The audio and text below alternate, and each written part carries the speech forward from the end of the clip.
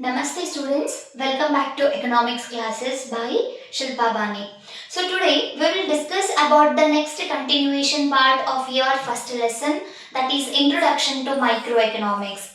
So today we will discuss about the economic systems in the world. So the totally economic systems in the world are mainly divided into three types. So ಇಡೀ ಜಗತ್ತಿನಲ್ಲಿ ಆರ್ಥಿಕತೆಯನ್ನ ನಾವು ಮೂರು ರೀತಿಯಾದಂತಹ ಆರ್ಥಿಕತೆಯಾಗಿ divide ಮಾಡ್ತೀವಿ. So ನೀವು competitive sector ಅಂತ ಬಂದಾಗ ಇನ್ನು ಬೇರೆ ಬೇರೆ ಆರ್ಥಿಕತೆಯಾಗಿ ಡಿವೈಡ್ ಮಾಡ್ತೀವಿ.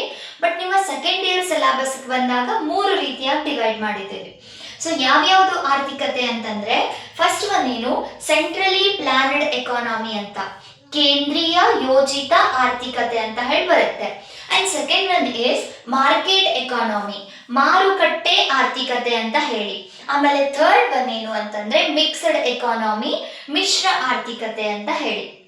ಸೊ ಈ ಮೂರು ರೀತಿಯಾದಂತಹ ಆರ್ಥಿಕತೆಯನ್ನ ಈಚ್ ಒನ್ ಆಫ್ ದಟ್ ನೀವು 4 ಮಾರ್ಕ್ಸ್ಗೆ ಅಧ್ಯಯನ ಮಾಡಬೇಕಾಗತ್ತೆ.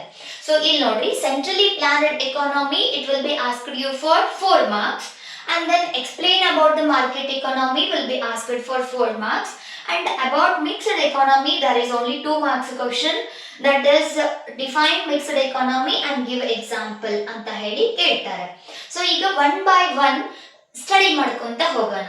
So first we will study about the centrally planned economy, ಕೇಂದ್ರೀಯ ಯೋಜಿತ ಆರ್ಥಿಕತೆ. ಕ್ವೆಶ್ಚನ್ ಯಾವ ರೀತಿ ಬರುತ್ತಂದ್ರೆ ಕೇಂದ್ರೀಯ ಯೋಜಿತ ಆರ್ಥಿಕತೆಯನ್ನ ವಿವರಿಸಿ ಅಂತ ಹೇಳಿ 4 ಮಾರ್ಕ್ಸ್ ಬರುತ್ತೆ. ಸೊ ನೋಡ್ರಿ, ಈ ಕೇಂದ್ರೀಯ ಯೋಜಿತ ಆರ್ಥಿಕತೆ centrally planned economy is also called as a socialistic economy.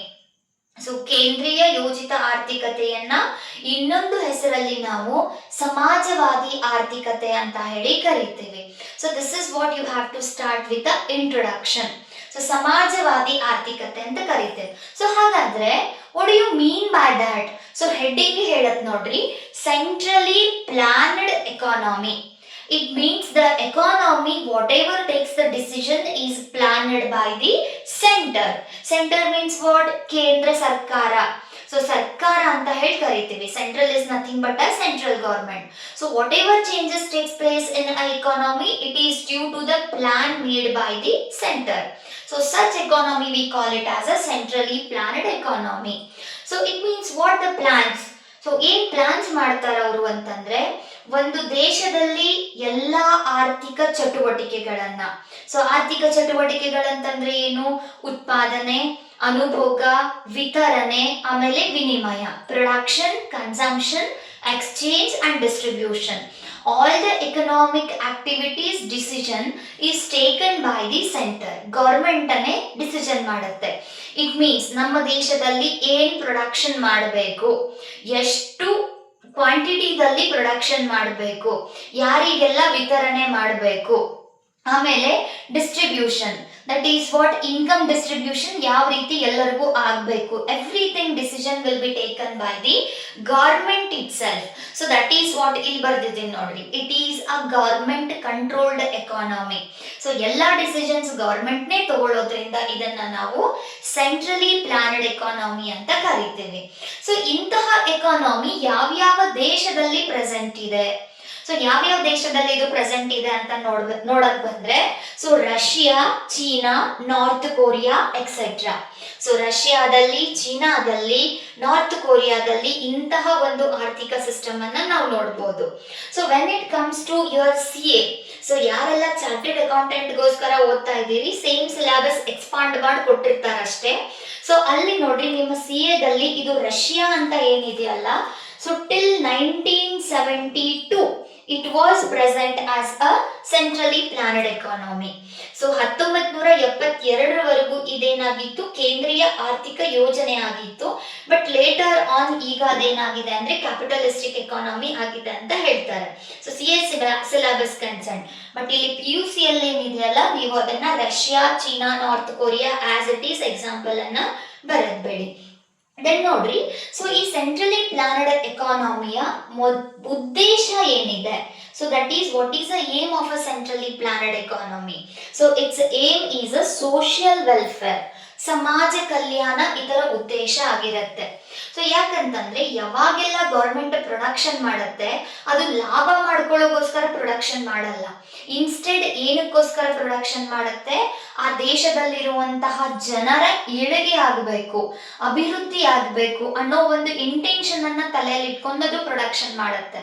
So ಹೀಗಾಗಿ ಇದರ ಉದ್ದೇಶ ಏನಾಗಿದೆ ಅಂತಂದ್ರೆ ಸಮಾಜ ಕಲ್ಯಾಣ ಇದರ ಉದ್ದೇಶ ಆಗಿದೆ. The main aim of a centrally planned economy is a social welfare and not profit maximisation. ಲಾಭ ಮಾಡ್ಕೊಳ್ಳೋ ಉದ್ದೇಶ ಇಲ್ಲ, ಜನರ ಅಭಿವೃದ್ಧಿ ಮಾಡ್ಕೊಳ್ಳುವಂತಹ ಉದ್ದೇಶ ಇದೆ. ಸೊ ಇದಿಷ್ಟು ಕಂಪ್ಲೀಟ್ ಆಗಿ ನೀವು ಇಂಟ್ರೊಡಕ್ಷನ್ ಅಲ್ಲಿ ಬರೀಬೇಕು. That is what centrally planned economy is also called as a socialistic economy. So centrally planned economy is nothing but where all the economic activities are controlled by the government itself. So then examples for that is Russia, China, North Korea, etc. ಅಂತ ಕರೀತೀವಿ.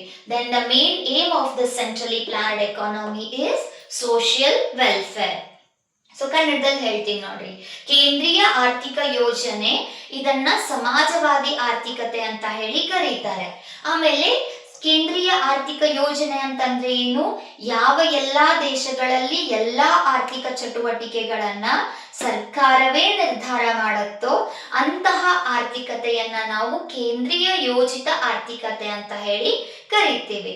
ಇದಕ್ಕೆ ಉದಾಹರಣೆ Russia, China, north Korea ಇತ್ಯಾದಿ. ಆಮೇಲೆ ಇದರ ಉದ್ದೇಶ ಏನು ಅಂದ್ರೆ ಸಮಾಜದ ಕಲ್ಯಾಣ ಇದರ ಉದ್ದೇಶ ಆಗಿರುತ್ತೆ.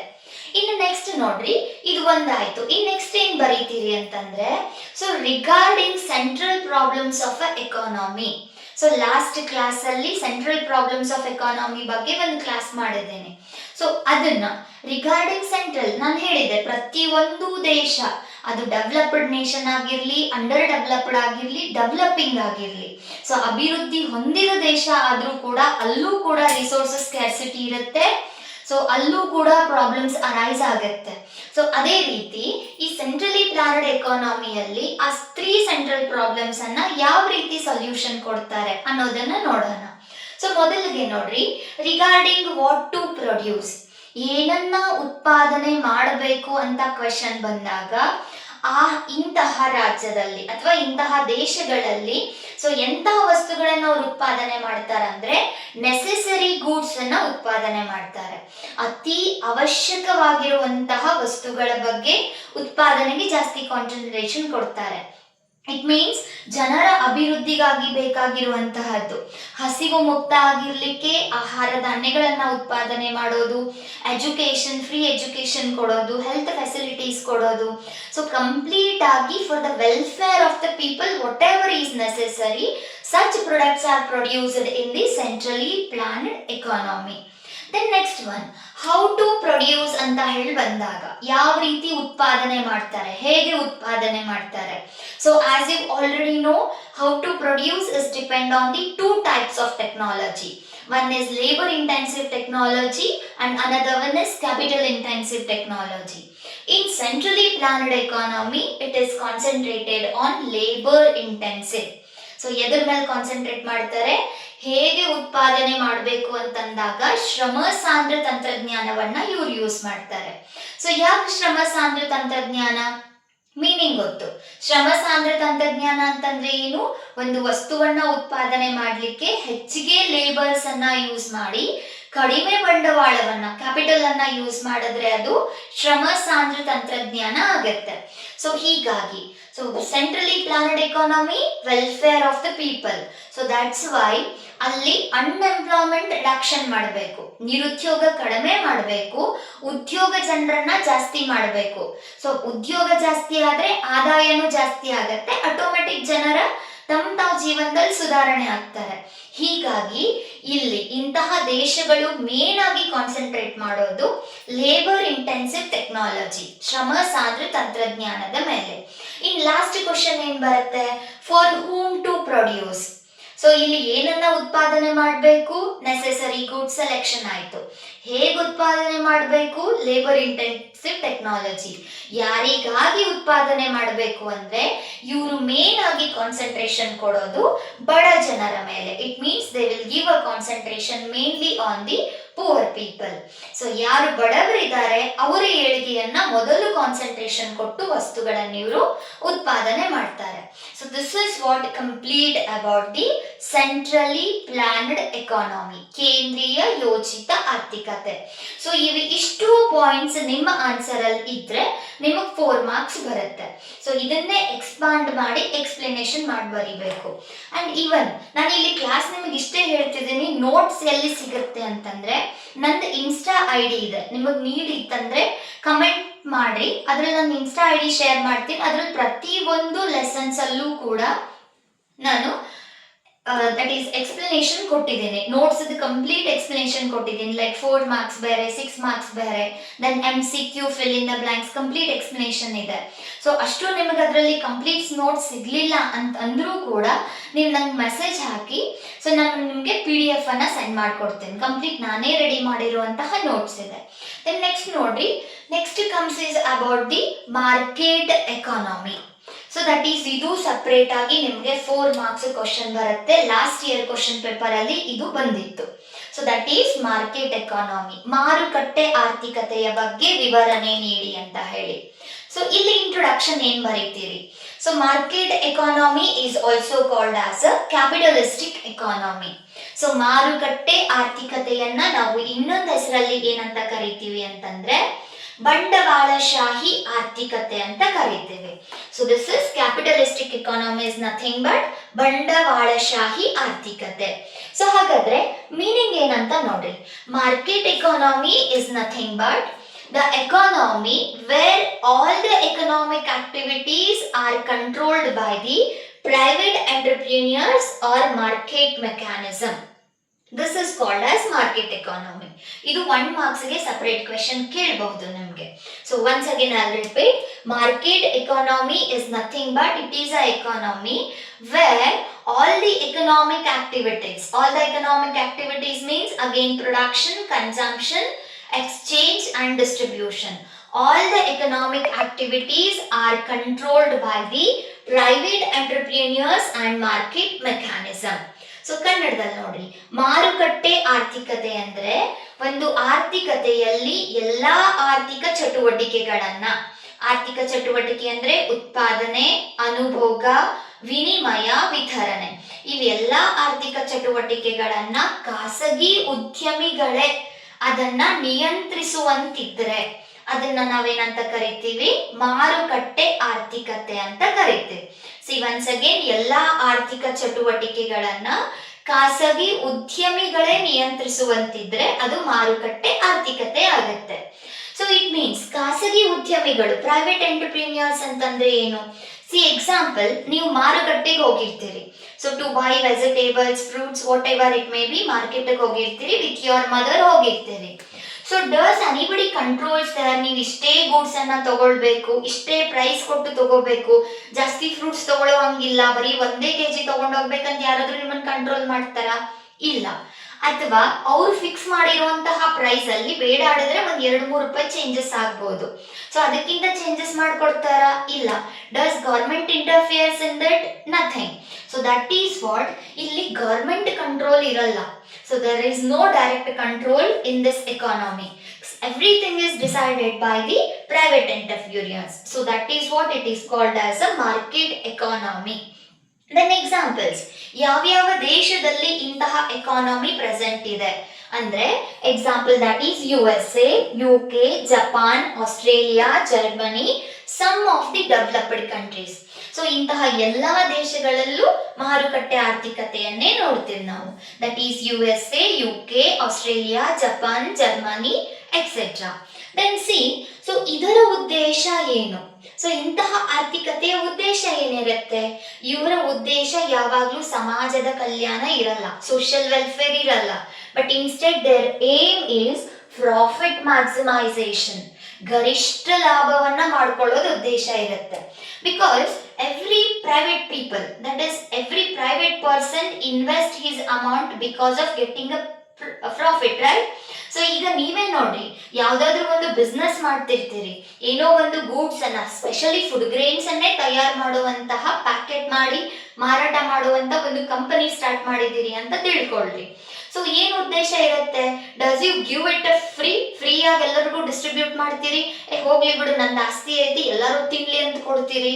ಇಲ್ಲ, ಕೊಡಲ್ಲ. ಏನು ಉದ್ದೇಶ ಇರುತ್ತೆ? ನೀವು ಅಷ್ಟೆಲ್ಲ ಕಷ್ಟಪಟ್ಟು ಅದನ್ನ ಪ್ಯಾಕಿಂಗ್ ಮಾಡಿ ಎಲ್ಲಾ ಕಡೆ ಡಿಸ್ಟ್ರಿಬ್ಯೂಟ್ ಮಾಡ್ತಿದ್ದೀರಿ ಅಂತಂದ್ರೆ ಅಲ್ಲಿಂದ ನಿಮಗೆ ಏನೋ ಲಾಭ ಸಿಗಬೇಕು ಅನ್ನೋದು ಉದ್ದೇಶ ಇರುತ್ತೆ. ಅದ್ ಬಿಟ್ಟು ನೀವು ಫ್ರೀ ಆಗಿ ಸಪ್ಲೈ ಮಾಡಲ್ಲ, right? So that is what. ಇಲ್ಲೂ ಕೂಡ ಪ್ರತಿಯೊಂದು ಪ್ರೈವೇಟ್ ಎಂಟರ್ಪ್ರಿನಿಯರ್ಸೇ ಓನ್ ಡಿಸಿಷನ್ ತಗೊಳ್ಳೋದ್ರಿಂದ ಉದ್ದೇಶ ಏನಿರುತ್ತೆ ಅವ್ರದ್ದು ಪ್ರಾಫಿಟ್ ಅನ್ನ ಮಾಡಬೇಕು, ಇದು ಉದ್ದೇಶ ಇರುತ್ತೆ. So this is about it's introduction. That is nodri, market economy is also called as a capitalistic economy. And what do you mean by market economy? Market economy is nothing but where the economy is, it means all the economic activities are controlled by the private entrepreneurs or a market mechanism. And examples are USA, UK, Japan, Australia. And the main aim is profit maximization. So this is an introduction of market economy. Then when it comes to next part, that is again regarding the central problems. So ಇಲ್ಲೂ ಕೂಡ market economy ಇದೆ, profit ಮಾಡ್ಕೊಳ್ತೀವಿ, richest country ಇದ್ದೀವಿ ಅಂತಂದ್ರು ಅಲ್ಲೂ problems ಇಲ್ಲ ಅಂತಿಲ್ಲ. ಅಲ್ಲೂ ಕೂಡ ಈ ಕೇಂದ್ರೀಯ ಆರ್ಥಿಕ ಸಮಸ್ಯೆಗಳು ಇದ್ದೇ ಇದಾವೆ. ಸೊ ಅವು ಸಮಸ್ಯೆಗಳೇನು? ಫಸ್ಟ್ ಕ್ವಶನ್ ಏನ್ ಬರುತ್ತೆ? What to produce. ಸೊ ಇವರು ಏನನ್ನ ಪ್ರೊಡ್ಯೂಸ್ ಮಾಡಬೇಕು ಅಂತ ಬಂದಾಗ, what to produce, they concentrate on the luxurious goods.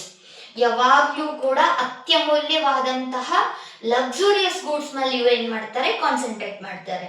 Because luxurious goods ಯಾವಾಗ್ಲೂ ಪ್ರೈಸ್ ಜಾಸ್ತಿ ಇರುತ್ತೆ.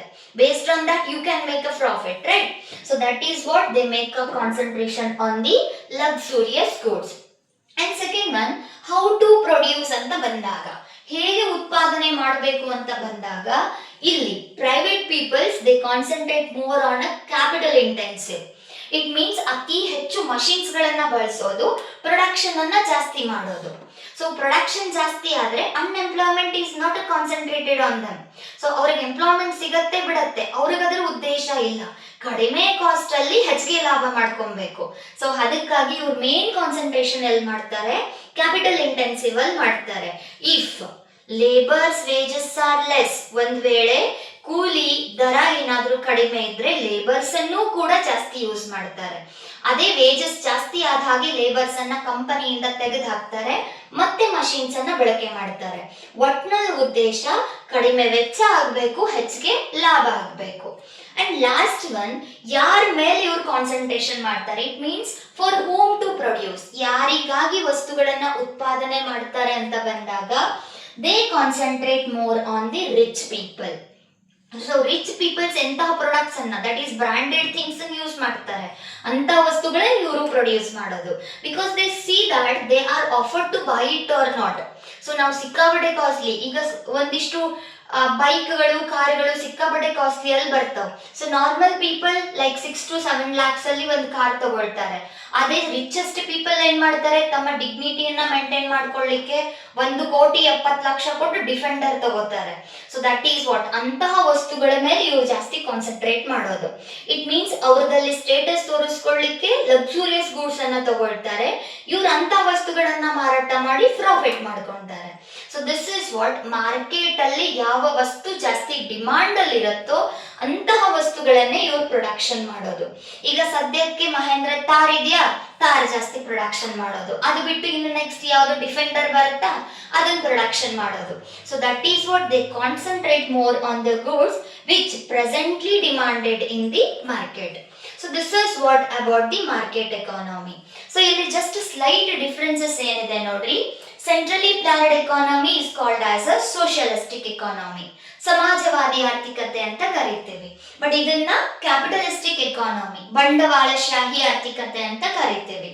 And it is a government control, ಸರ್ಕಾರನೇ ಕಂಟ್ರೋಲ್ ಮಾಡುತ್ತೆ. And it is private control, ಖಾಸಗಿಯವರು ಕಂಟ್ರೋಲ್ ಮಾಡ್ತಾರೆ. Examples Russia, China, north Korea. ಇದ್ರದ್ದು example USA, UK, Japan, Australia. Then ಇದ್ರ main aim social welfare, ಇದ್ರದ್ದು ಮೇನ್ ಏಮ್ ಪ್ರಾಫಿಟ್ ಮ್ಯಾಕ್ಸಿಮೈಸೇಷನ್. ಇವ್ರು ಲಾಭಕ್ಕೋಸ್ಕರ ಕೆಲಸ ಮಾಡ್ತಾರೆ, ಇವರು ಜನರ ಅಭಿವೃದ್ಧಿಗಾಗಿ ಕೆಲಸ ಮಾಡ್ತಾರೆ. ಅಂಡ್ ಜಸ್ಟ್ ಲಾಸ್ಟ್ ಒನ್ ಉಳಿದಿದ್ದು ಯಾವುದು ಅಂದ್ರೆ ಮಿಕ್ಸ್ಡ್ ಎಕಾನಮಿ. ಮಿಶ್ರ ಆರ್ಥಿಕತೆ ಅಂತ ಕರಿತೀವಿ. ಇದು ನಿಮ್ಮ ಸಿಲೆಬಸ್ಗೆ just 2 marks question. So define mixed economy, give example. So just see what is the definition of a mixed economy. Some important decisions are taken by government and economic activities are largely conducted through the market. So ಇಂತಹ ಆರ್ಥಿಕತೆಯಲ್ಲಿ economic decisions, main decisions ಅನ್ನ ತಗೊಳ್ಳೋರು ಯಾರು ಅಂದ್ರೆ ಸರ್ಕಾರದವರು.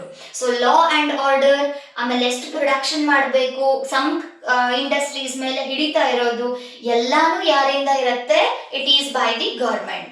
That is what some important decisions are taken by the government and economic activities are controlled through the market. So here it is a coexistence of both public and private sector. ಇಂತಹ ಎಕಾನಮಿಯಲ್ಲಿ ಏನಂತಂದ್ರೆ private ಸೆಕ್ಟರ್ದವರು ಇರ್ತಾರೆ, public ಸೆಕ್ಟರ್ದವರು economic activities ಅಲ್ಲಿ together work ಮಾಡ್ತಾರೆ. So example for this is India. So India we can call it as a best example for the mixed economy. We see government hospitals, then private hospitals, government schools, private schools. So this is what we call it as mixed economy. ಮಿಶ್ರ ಆರ್ಥಿಕತೆ ಅಂತ ಹೇಳಿ ಕರೀತೀವಿ. So ಎರಡು ಖಾಸಗಿಯವರು ಇರ್ತಾರೆ ಮತ್ತೆ ಸರ್ಕಾರದವರು ಕೂಡ ಇಲ್ಲಿ ಇರ್ತಾರೆ. So this is complete about the economic system we see in whole world. ಇಡೀ ಜಗತ್ತಿನಲ್ಲಿ ಬೇರೆ ಬೇರೆ ಆರ್ಥಿಕತೆಯನ್ನ ನೋಡ್ತೀವಿ.